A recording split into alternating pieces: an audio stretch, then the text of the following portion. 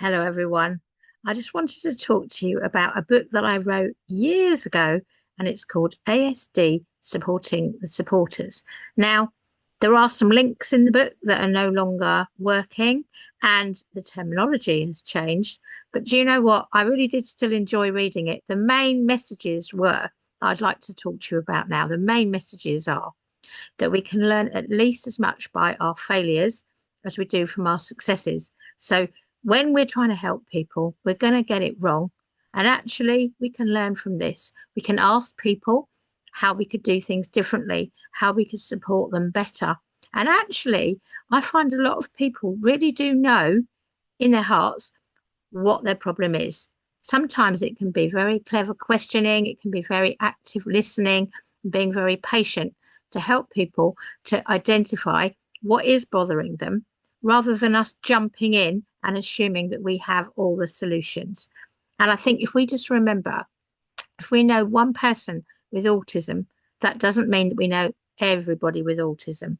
Everybody's so different. They've got so many different abilities and different challenges that I think the key is when you're supporting somebody, whether they're neurodivergent or not, is truly listen to them and try and communicate with them in a way that works. And it might be that you need to use some pictures. It might be that you need to use some videos. There's all sorts of different ways. There's comic strip conversations. There's all kinds of things that can help people. And I think the key is to listen to the person and try and understand what they're trying to tell you. Active listening is one of the most important skills that you can have for anybody.